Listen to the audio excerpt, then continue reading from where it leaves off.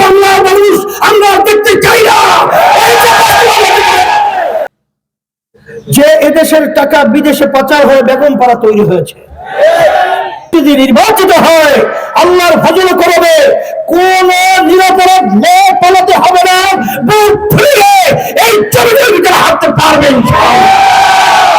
ইসলামী আন্দোলন বাংলাদেশ যদি ক্ষমতায় যায়, আল্লাহ যদি কবুল করেন, এই বাংলাদেশের 54 বছর ইতিহাস আল্লাহর রহমতে 54 মাস বলেন 54 দিনের পরিবর্তন আল্লাহ ঘটিয়ে দিতে পারেন।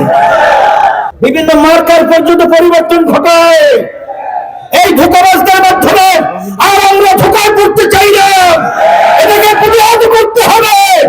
আর হাত পাকা প্রতীকে আমার এই লাঠি দিয়ে আমার হযরতের মাধ্যমে এই দুর্নীতিকে এই জমিকে রক্ষা করতে হবে। জনপ্রতিনিধি ছিল আল্লাহর রহমতে, আপনাদের দোয়ায়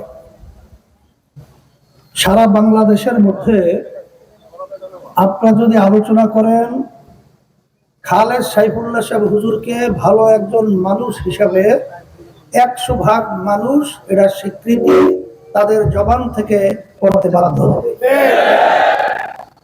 আমরা যদি ভালো লোকটাকে আমরা যদি নির্বাচিত করে সংসদে পাঠাতে পারি, তাহলে আল্লাহর রহমতে আমরা ভালো মানুষের মাধ্যমে ভালো কিছু আশা করতে পারি। আর একটা আমি কথা বলছিলাম, ভালো নীতি। আজকে বাংলাদেশের ভিতরে জাতীয় নির্বাচন চলছে, 2026 12 ফেব্রুয়ারি জাতীয় নির্বাচন হবে। বিএনপির সাথে যারা জোট রয়েছে তারা ধানের শীষে ভোট চাবে। কি নীতি আদর্শ তারা বাস্তবায়ন করতে চায় এটা নতুন ভাবে আমার বলার কোনো প্রয়োজন নাই, আপনারা সবাই জানেন। আর তাদের শাসন বারবার দেখেছেন। নতুন ভাবে এরা আবার ক্ষমতায় আসার পরে আমাদেরকে কি উপহার দিবে নতুন, এটা নতুন ভাবে আর আলোচনা করে বোঝানো কোনো দরকার। আর একটা বিশেষ করে জামাতের নেতৃত্বে একটা দল জোট রয়েছে, তারা পরিষ্কারভাবে বলেছে আমরা ইসলাম অনুযায়ী রাষ্ট্র চালাবো না। তারা রাষ্ট্র পরিচালনা করবে বর্তমানে যে প্রচলিত নিয়ম রয়েছে সেই নিয়ম অনুযায়ী তারা রাষ্ট্র পরিচালনা করবে। এটা তারা আমির সহ বিভিন্ন পর্যায়ের দায়িত্বশীলরা বলেছে। তারা যে এক হিন্দু প্রার্থী দিয়েছে কৃষ্ণ নন্দী, তাকে সাংবাদিকরা প্রশ্ন করছিল যে আপনারা এর সঙ্গে জোটবদ্ধ হলেন কেন বা এর সঙ্গে গেলেন কেন? তখন কৃষ্ণ নন্দী পরিষ্কার উত্তর দিয়েছে, জামাত তো ইসলামী দল না। ইসলামী দল বলে আপনি তাকে খাটো করতে চান কেন? জামাত তো ইসলামী দল না, ইসলাম বলে তাকে খাটো করতে চান কেন? একবার না কয়েক জায়গায় এটা বলেছে।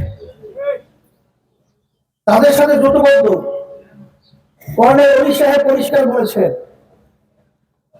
যে জামাতের আমির তো বলেছে তারা শরিয়া অনুযায়ী দেশ পরিচালনা করবে না।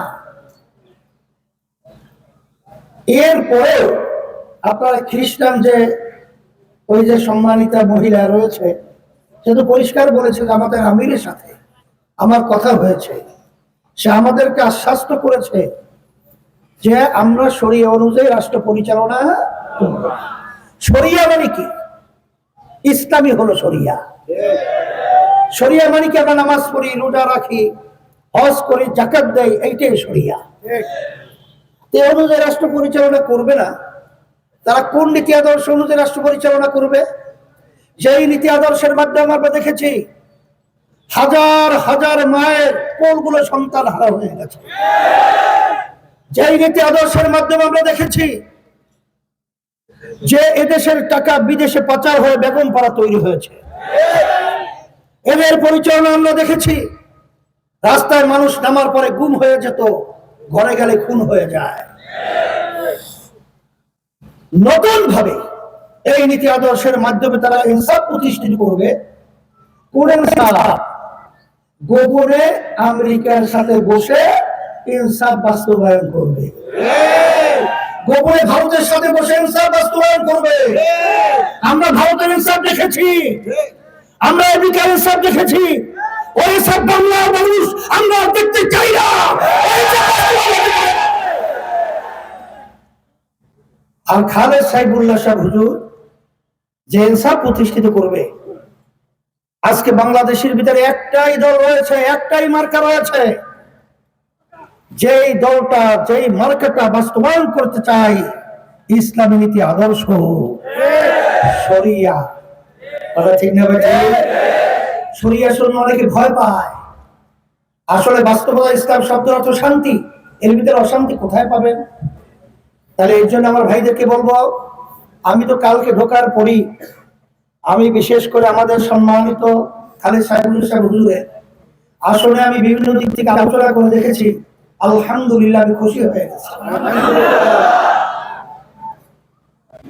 এই লক্ষ্মীপুর 4 আসনের মানুষ আলহামদুলিল্লাহ আজকে খালেদ সাইফুল্লাহ সাহেব হুজুরকে তারা মনের দিক থেকে, অন্তরের দিক থেকে গ্রহণ করে ফেলেছে। এবং আল্লাহ তাআলা ফেব্রুয়ারি নির্বাচনে ব্যাপক ভোটের ব্যবধানে আল্লাহর রহমতে আমি আশা করছি খালেদ সাইফুল্লাহ সাহেব হুজুর বিজয় হবে এবং এই জায়গায় বিজয় হবে, বাংলাদেশের ইতিহাস রচনা হবে। এই জন্য আমি পরিষ্কারভাবে আমি বলবো, খালেদ সাইফুল্লাহ সাহেব হুজুর যদি আল্লাহ বিজয় করেন, যেই জুলুম আপনার ইতিহাসে দেখেছেন, বিএনপি আসলে আওয়ামী লীগ পালায়, আওয়ামী লীগ আসলে বিএনপি পালায়, অন্যান্য দল আসলে সবাই তো নিয়ম অনুযায়ী পালায়।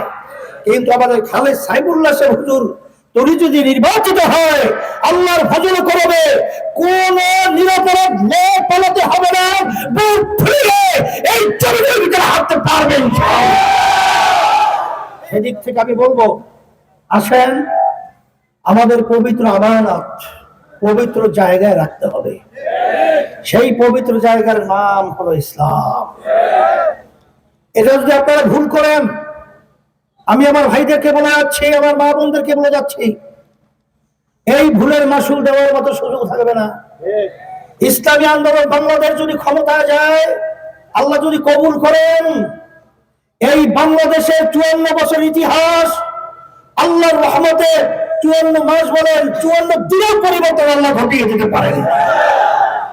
সেই আশাবাদ ব্যক্ত করে আমি আপনাদের সামনে আমাদের নেতা কর্মীদেরকে এবং মুহিব্বিন আমার ভাইদেরকে, পর্দার মা বোনদেরকে বলবো যে বেশি দিন কিন্তু বাকি নাই। আমরা রুটিনকে পরিবর্তন করে আমরা প্রতিটি ঘরে ঘরে আমার ভাইদের কাছে, আমার মা বোনদের কাছে আমরা বিরামহীন ভাবে আমরা দাওয়াত পৌঁছাবো। কারণ একদল কিন্তু নেমেছে, ওরা দেখতে মনে হয় যেন ফেরেশতা, ভিতরে শয়তানের বাসা।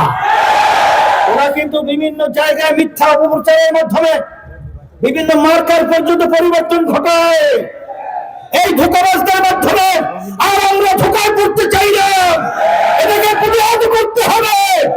আর হাত পাকা প্রতীকে আমার এই লাঠি দিয়ে আমার হযরতের মাধ্যমে এই দুর্নীতিকে, এই জমিকে রক্ষা করতে হবে। এই জন্য আমি এই শান্তির প্রতি হাত পাখা আমি খালেদ সাইফুল্লাহ সাহেব হুজুরের হাতে উঠিয়ে দিয়ে আপনাদের কাছে আমানত হিসেবে রেখে গেলাম। বিজয় দান করেন। আর আমাদের ক্যাপ্টেন ইব্রাহিম 3 আসন লক্ষ্মীপুর, তার হাতে উঠিয়ে দিয়ে আমি আপনার আমানত হিসেবে রেখে আল্লাহ যেন বিজয় দান করেন। এত নাই দোয়া করি, রব্বানা আতিনা ফিদ দুনিয়া হাসানা